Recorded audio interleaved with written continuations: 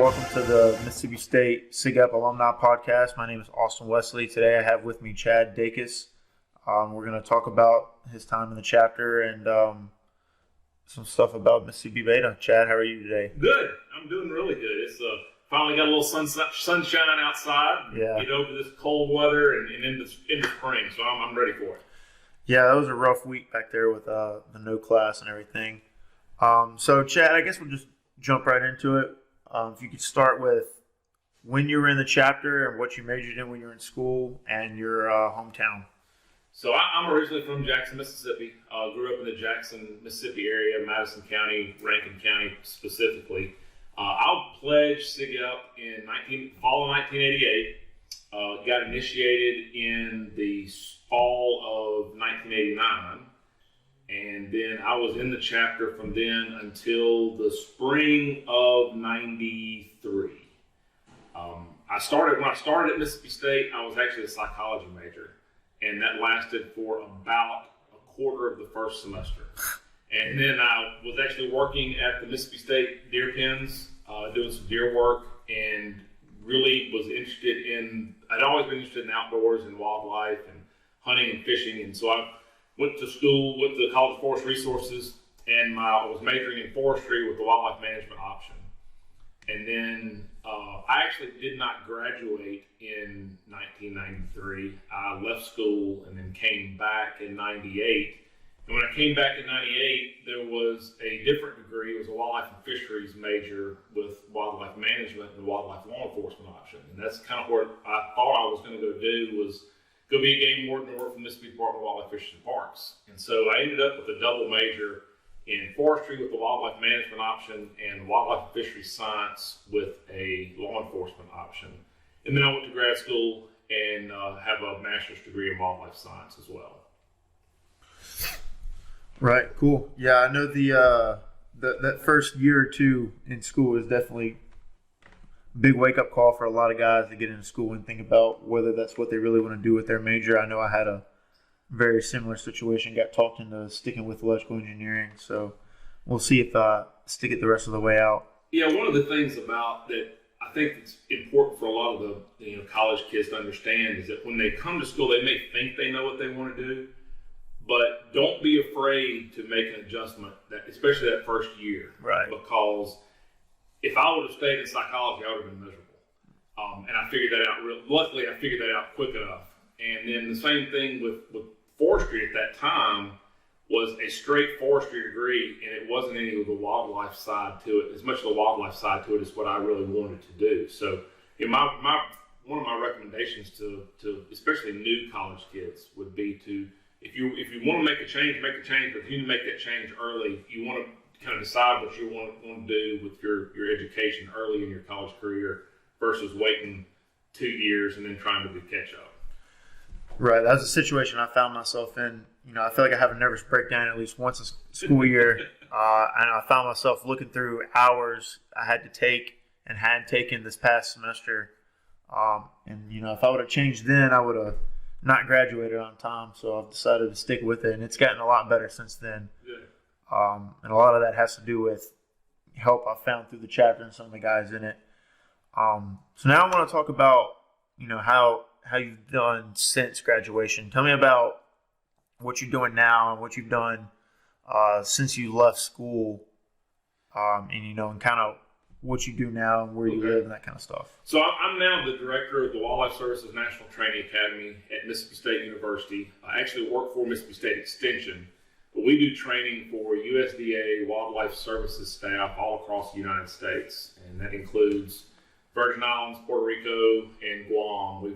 We traveled around quite a bit before COVID, and we would do training ranging from firearm safety training to chemical immobilization to UAS and drone training, and any type of safety training with Wildlife Services Agency.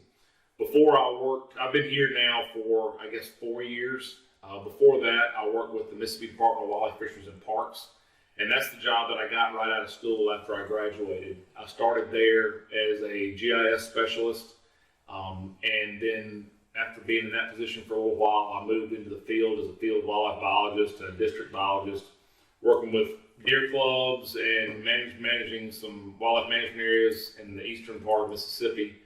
Then was moved into the deer program and was deer program coordinator for about 4 years, and then was assistant chief, and then finished up my career at MDWFP as chief of wildlife. So I tell people all the time that I've moved to Starkville 4 times. Moved up here as a freshman, then left, moved back to work, and then left, and then came back to graduate school, and then left, and then now came back up here this time, and this time I'm planning on staying in Starkville. Right. And Chad is also our chapter advisor here at Mississippi Beta, and he does a lot of stuff for our chapter and does a really good job advising a lot of our exec board and kind of general oversight of the chapter, which is always nice to have. It's been a lot of fun being back involved with the chapter, and it really reminds me of the times that I was in the chapter and some of the things that I used to do. And it's really nice to be able to work with the different exec boards every year and kind of see what those different personalities are, and knowing that these are the guys that are leading this chapter back to where we were at one point. Right, and that Chad's played a very integral part in our getting it back into the house this coming fall and getting our charter back, which has been a big step for us. I know when I joined, we were at 25 guys, and now we're up into 90. So it's been a lot of fun, I'm sure, for Chad to watch us grow kind of from the ground up to get back to that place where we like to be. I tell you, one of the really interesting things to me is some of the guys that I was in the chapter with and their sons coming through now, and getting to see some of those guys and making those connections back with some of those guys that I was in school with and some of the guys that were in school just before me and a little bit after me. That's the age group now of all of y'all, and it's been really interesting and rewarding to see that kind of come full circle with a bunch of guys that I was in the chapter with that are now coming back, and their sons are in the chapter as well. It's pretty neat experience. Right, I can imagine. How would you say SigEp has helped you professionally since you left school? One of the things that SigEp really did for me that I didn't realize at the time is it really helped me to come out of my shell. It really helped me to be more involved with things on campus and to learn about. I grew up a lot in the time that I was in the chapter, and really matured a lot from the time that I was in the chapter. Since then, one of the things that I've been able to do is seems like I've always had a network of people I could contact if there was anything that I needed professionally or personally, for that matter. And so that having that network of people out there has been really beneficial to me. And then, I've got guys that I was in the chapter with that I still talk to on a regular basis, and some of them are. There weren't many people that were in my profession. Not many wildlife biologists that were in our chapter at the time, and not many folks in forestry at the time. But yet still having those connections, having those personal connections, that's one of the things that has really helped me, over the years, is being able to have that group of guys that no matter what, I could call them up and talk to them on the phone, and message guys all the time, and we still stay in contact. And I think that's one of the big things is the brotherhood that we've got and the bond that we all have from the group of guys that you're in the chapter with. Those guys are always going to be your buddies. They're always going to be your friends. You're always going to be able to pick up the phone and talk to them just like that you've never missed a beat. And so that's one of the big things that I can say that SigEp really gave me that group that I could always depend on. I've got two brothers, and I've got two blood brothers, and they're, I can same way with them. But I have a large group of brothers all across the United States that I can pull from and can talk with, and that's one of the things that I really have appreciated for my time in the chapter. And then since then, you look back on some of those things while you're in the chapter and realize how they really helped you to grow. And so that's kind of where I'm at with some of that stuff. Right, that's something I can kind of already see. Even though I'm in my junior year, granted, there's a lot more electrical engineering majors in our chapter than there are wildlife and fisheries, but that professional connections and schoolwork help that I get from guys in the chapter is something that I guess the average student just wouldn't have. And, through that SigEp career coaching kind of program that I've gone through with headquarters, they put me in touch with a guy by the name of John Beck, who's a SigEp at Cornell in like 78. Never met this man before in my life. Right. Talked to him for like 10 minutes, and now he's hooking me up with like LinkedIn and resume building, all this other kind of stuff. He was more of an electronics engineer compared to kind of a power distribution like I'm getting into, and he called what it was essentially his big brother when he was in the chapter, called him to talk to him and get him in touch with me about graduate school and all kinds of professional engineering exams I'd have to take. And that, I guess, connection from someone he hadn't talked to in 15 years was something that I really picked up on. He could just call him at the drop of the hat. The guy was willing to help just because, his little brother from back in school needed it, and because, a SigEp at a chapter hundreds of miles away needed it. Well, I get calls all the time from guys that were in the chapter with me and wanting advice on deer stuff, with hunting stuff on their property and all that kind of stuff. So I get those kind of calls all the time, and it's just out of the blue. My phone will ring, and it'll be somebody from North Mississippi that I went that I was in the chapter with, and that kind of stuff. So that's a really neat connection that we all have because of that.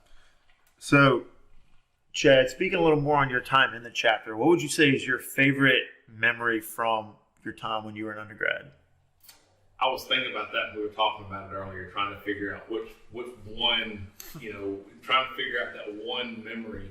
And, I've got to say that some of the best memories that I can have, honestly, were after lunch in the house playing hearts. It was just one of those kind of things. There was always guys upstairs playing cards, and after lunch we would sit around and play cards, and just having that time, not really having anything organized. You always knew there was going to be one or two people that were going to be up there, but just hanging out with guys in the house and just really just sitting around doing next to nothing. That was kind of where I wanted. That's one of the things that I can really remember. But as far as an actual event or something that happened, we used to build forts for Wild West. And I can remember very vividly, and this is going to sound horrible, but we were building the fort, and we had to put these trees in the ground. We went out on the refuge, had a permit to cut trees on the refuge, so we go out there and cut trees on the refuge, we bring them back to the house, dig these deep holes to put these corner posts in. We've got 5 or 6 guys that are standing the tree up to go in the hole, and I'm hitting it with a sledgehammer to keep the butt of the tree in there. And on the backswing, I hit a guy square between the eyes. And every time I see him, he points to the scar in the center of his forehead. Sorry about that, Tom. But yeah, so that I can remember very vividly things like that. I remember sitting on that fort, watching, eating crawfish and watching bands play, and just the time at the house hanging out with the guys. I think that's the biggest thing that I really can remember and can focus on. Right. That's an aspect of being in this chapter that I'm really looking forward to moving back into the house next fall is, being able to always spend time with each other. And, we've talked about that before, about how some of this stuff is just going to happen organically. Right. And you're going to have guys that are in the back playing volleyball. You're going to have guys in the back shooting hoops. There's going to be folks that are just sitting around doing nothing. Somebody's going to be playing video games over here. So it's going to be, that's one of the things I'm looking the most forward for y'all, is to be able to have those type times in the house. We're just hanging out and just being guys, just being brothers and hanging out together. So Chad, I guess continuing to go on your time in the chapter, you talked about how much you enjoyed being able to spend time with your brothers in the house. Just, some of the best times you have is when you're not doing anything. But what would you say is something that you miss the most about the chapter, or from your time in the chapter? Wow, what do I miss the most? I guess it's always having that group of guys that are always there. You always have always having something to do. You always had somebody that was around. having that close connection with that many guys, I think that's really what I miss is, having that quality time with the guys in the chapter and just that hanging out with them and being able to spend time with them. Not that I do miss that kind of stuff about my time in the chapter. Right. Yeah, that's something that, I encourage a lot of our younger guys to take advantage of is the time you have with your brothers. That connection lasts a lot longer than 4 years, but you're not going to be as accessible to the guys in the chapter compared to how you are now when you graduate. One of the things I was gonna say, but then I miss it, but yet I'm still able to be involved, and that's going through some of the ritual stuff. Right. Being able to be involved in some of the ritual stuff, so I still have the opportunity to do that, and that's rewarding to see the guys going through the ritual, and I miss that from that aspect of it. But yet, on being able, I'm really lucky in being in my position that I still get to be involved in those kind of things. Right. The ritual is something I've always thought was really cool, and I'm excited for being in the house and being able to do it a lot better than how we do it now, and being able to do it whenever and how we want to do it without having to go through like a third-party venue to be able to host the ritual. Right. But yeah, that's all the questions I had for now. Chad, is there anything else you wanted to talk about related to the chapter at all? One of the things that has really impressed me the most, and I've said this a couple of times to some of the other alumni, is that if this chapter was like it is now when I was in the chapter, I probably wouldn't have made it in the chapter because of the way that everything is structured now from grades and from all the emphasis, and that's one of the things that I'm so proud for y'all on the emphasis that y'all have all put on academics and on grades, and really understanding that that's really why we're all here at Mississippi State anyway, is to get an education to move on. It's been a pleasure working with the chapter the last couple of years, and I plan on doing it for quite a while moving forward. Like I said the other night in chapter meeting, until one of y'all can come back and be the chapter counselor, I'll probably still be in this seat. But I appreciate you having me on. It's been fun, and I'm looking forward to the rest of this podcast series and seeing what y'all can turn this into. All right, for sure. Thank you for coming, and have a good one. All right, thanks, sir.